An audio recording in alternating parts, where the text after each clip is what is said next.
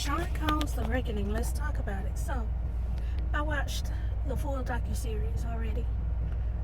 Once I started, it was hard for me not to finish. It drew me in. The lighting, the direction, everything, the filmmaking quality of this docuseries is on point. I liked it. I love the way it looked. I love the way it told its story. I would say that I did find some information out about Mr.Combs that I was not aware of. Mainly that his biological father apparently was a gangster. I also found out how at one point in his life he did not use drugs or drink. I also found out that he had a long-term history of abusing women that was known.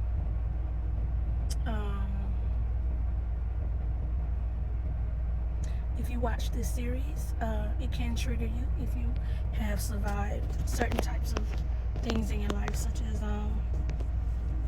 being assaulted, being taken advantage of against your will, by intoxication,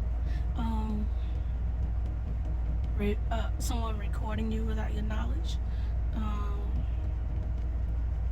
Wow, there was so much in this documentary. I didn't hear from some people that I would have liked to hear from through this series, but it was intriguing.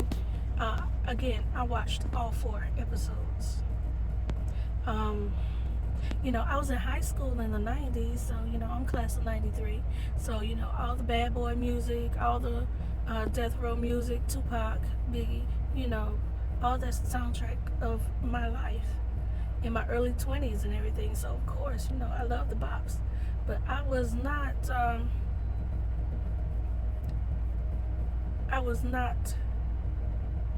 surprised, I guess you would say, to find out some of the things that this guy is responsible for.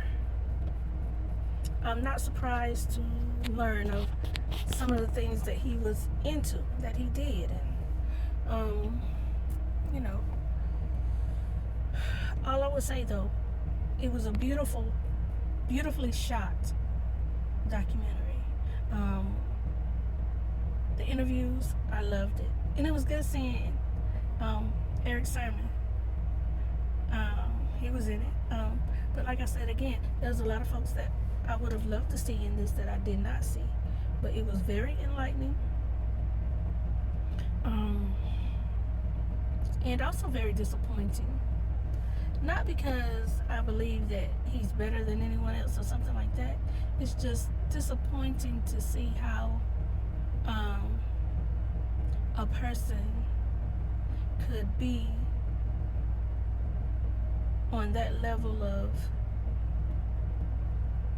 exhibit that level of cruelty and cold-heartedness, but at the same time on the world stage appear so mild-mannered, mellow, and likable. But I know that firsthand because one of my exes was like that. He was very, he was like Dr. Jekyll and Mr. Hyde on the outside of the public eye. He was like the devil, but around around everybody else, and from the public's point of view, this guy was great. So, I'm not surprised. Again, I would have liked to see more from certain people, but I guess I can't expect them to speak out when that's how they got put on in life.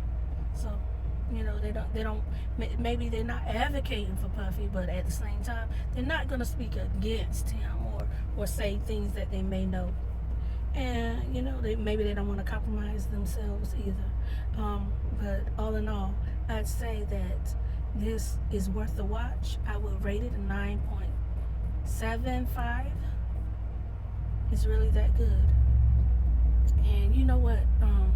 That daggone 50 Cent Revenge is super ice cold. It's like ice baby cold, okay? I don't know what happened that makes 50 Cent troll so hard against P. Diddy, and what's the problem, or how the beef may have started between those two. But the troller guy. And you know, I've also heard that Mr.Combs has hit Netflix with a cease and desist, but I was able to see it all. So I've been working today, been driving, so I have not been paying attention to what's going on in media and what's what. You know, I'm just taking a break at the moment to let y'all know that I watched the full docuseries, and I think it's great. I think it's worth the watch. But again, you got to be careful.